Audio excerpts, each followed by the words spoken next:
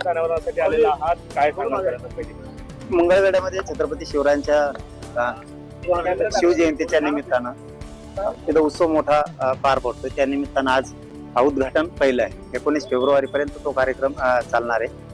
त्या निमित्तानं चाललोय. तुम्हालाही आणि महाराष्ट्रातल्या सगळ्या देशभरातल्या सगळ्या जनतेला शिवजयंतीच्या खूप खूप शुभेच्छा देतो. दादा, खरं तर अजितदादांचा जो अपघात झाला तो अपघात पासून लहान बाधा आहे असं रोहित पवारांनी काल सविस्तर पत्रकार परिषद घेऊन सांगितलेले आहे. आपल्या या संदर्भातलं काय आकलन आहे, आपल्याला काही माहिती या संदर्भात आहे आणि रोहित पवारांच्या या मागणीकडे किंवा त्यांनी जी चौकशी करायची मागणी केली त्याला आपल्या कशा पद्धतीने पाठिंबा आहे? आता ते काय त्याबद्दलच आपण नाही सांगू. बोलायचंय म्हणून बोलायचं असं करायला गेलं तर संवेदनशील गोष्टीला एखाद्या विषयाला माहित नसताना आपण त्याच्यावरती काय बोलू नये. परंतु जर त्यांना काही शंका असेल तर चौकशी व्हायलाच पाहिजे.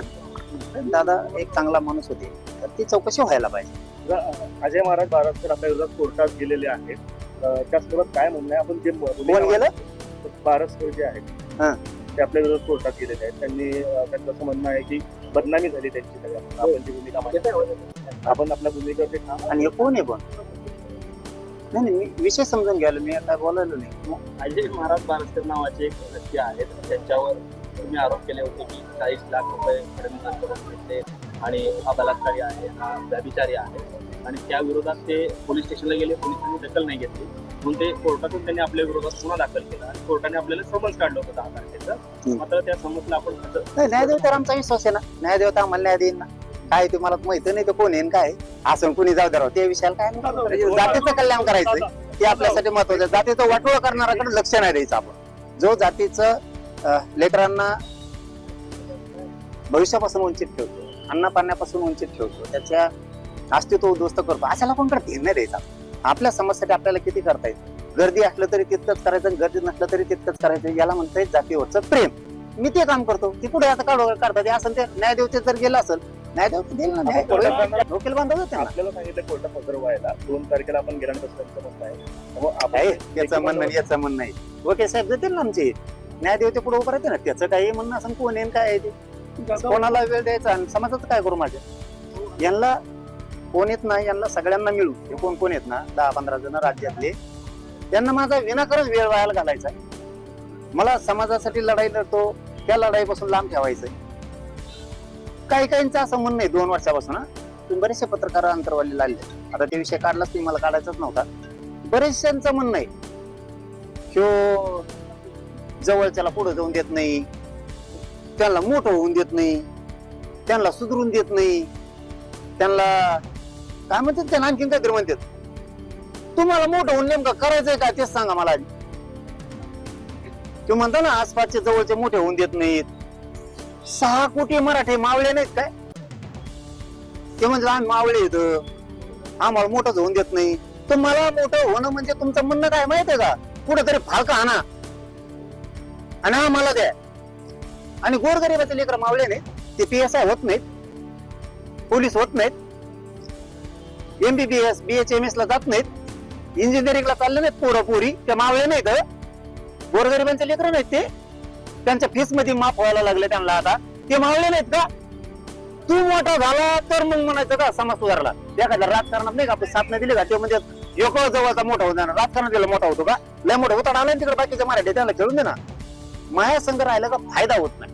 आणि मग त्या माझ्या विरोधात अशी गरज वखत येत फायदा नाही झाला की म्हणून ते म्हणते सुधरून देत नाही. आणि गरीब जात सुधारली हे कोण आहेत? ते मावळे नाही. तू मावळा आहे होय.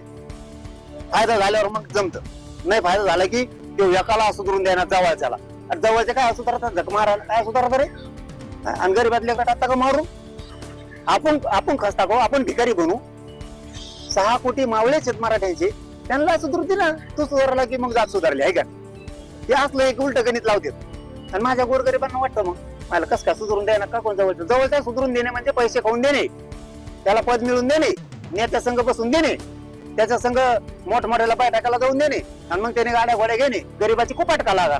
त्याचा अर्थ असा आहे. उपोषण आंदोलनाला मोठं यश मिळालं. जवळपास 1000 नाही लाखो लोक ओबीसी मध्ये गेले.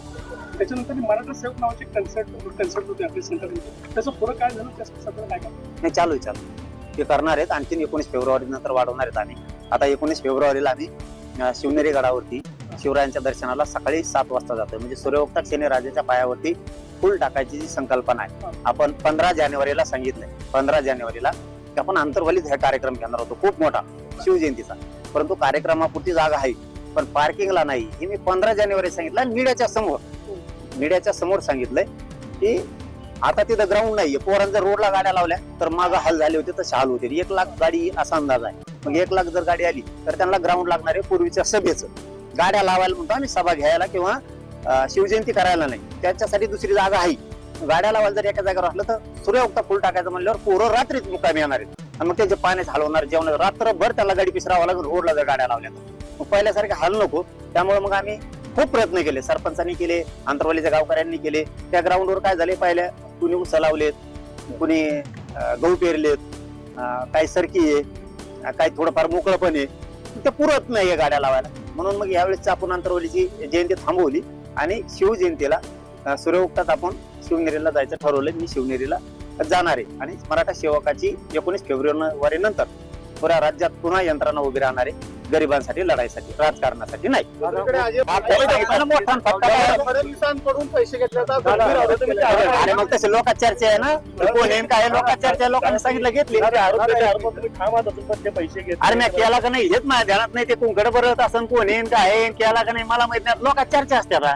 लोकात चर्चा काय असते आता, लोकात चर्चा असतात की इतके पैसे खाल्ले, तितके पैसे खाल्ले असं त्यातलं जे कुणीतरी लोकातल्या चर्चेत म्हणले असते किंवा म्हणलो का नाही हेच मला माहित नाही. तुम्हाला माहितच नाही व्यक्ती कोण आहे, माहितच नाही तुम्हाला. नाही माझ्या नाव ध्यानात आहे ना, तुम्ही मला आठवण करून द्या, मी लगेच हा म्हणतो. पुन्हा बी ध्यानात आहे ना माझ्या. दादा कोण आहे मला आठवण द्या, आठवण नाही बोलत राहू. दादा बच्चे कोण संघ, बच्चे भोकडू संघ आलेला तेव का, तेच का ते म्हणून आलेला. अरे त्याचं काय कथा राव, महाराजाला मी काय बोलले, महाराज म्हणायला तुम्ही महाराज शब्द वापरायलात मला. त्याने मला लक्षात बच्चे भाऊ पडू संघ पीएम म्हणून आल्याला तेच का झाला. सर्वच विषय ना काय जोरा. दादा एक प्रश्न असा आहे, ओपनच्या जागेवरती 14 वर्ष इतर राजकीय उमेदवार देऊन निवडून आणतात आणि ओपनवाल्याला त्या जागेवर संधी देत नाही. हे आमच्या सोलापूरमध्ये पण घडले आणि महाराष्ट्रात झालेल्या निवडणुकांमध्ये पण घडले. तिथेही मराठ्यांना संधी मिळत नाही. माझं असं त्याच्याबद्दल म्हणणं आहे, ओपनच्या जागेवर सुद्धा मराठ्याला लढू देत नाहीत. हे जो तुमचा प्रश्न आहे मला वाटतं ते चांगलं आहे. त्याच्याशिवाय मराठीचे डोळे उघडणार, त्याच्याशिवाय उघडणार नाही त्यांचे डोळे. कारण यांच्या भोळेपणामुळे मराठ्यांचं वाटलं झालं. इथून पाठीमागं 1967 पासून आतापर्यंत दिलेलं आरक्षण, 1994 ला दिलेलं आरक्षण, त्यावेळेस सुद्धा यांनी शासनातल्या आणि प्रशासनातल्या दोन्हीतल्या जागा घेतल्यात. ओबीसीच्या पण, ओपन मध्ये येऊन पण आणि वेगळा प्रवर्ग तयार करून पण यांनीच जागा घेतल्यात. मराठ्यांना त्यावेळेस कळलं नाही. उदाहरणार्थ आम्हाला ओपन 50% जागा आहेत, यांनी तिकडे 52% आरक्षण यांना, त्यातल्या 52% जागा खाल्ल्या. तिकडून सोडून दिलं, ओपन मध्ये 30% खाल्ल्या, म्हणजे आम्हाला 20% राहिल्या. आमचे पोरं नोकऱ्यात शिक्षणात याच्यामुळे गेले. आताशी आमच्या लोकांत आता डोकं उघडायला लागले. यांनी 52% जागा ओबीसी आरक्षणाच्या खाल्ल्या, 50% आरक्षणात ओपन मध्ये पण आले, त्याच्यात 30% पेक्षा जास्त खाल्ल्या. आणि मग आमच्या सगळ्या ओपन मध्ये म्हणजे मराठा, मुस्लिम, ब्राह्मण, मारुडी काय काय त्या जाती राहिल्यात, 20% राहिल्या, त्यात आमच्या वाट्याला काहीच नाही आलं. म्हणून आमची वाताहत आणि वाटोळ जे झालं ना त्यामुळे झालेलं आहे. आता आमच्या आता लक्षात आलंय आपल्याला जागा शिक्षणातल्या नोकऱ्यातल्या कमवून मिळाल्या नाही. पाहायला मिळालं या निवडणुकांना, नगरपंचायत असेल, महापालिका, जिल्हा परिषद, जे कुणबी दाखल्यावरती ओबीसी मधून उभा राहिले त्यांना ठरवून पाडलं गेलं असा एक आरोप समोर येतोय.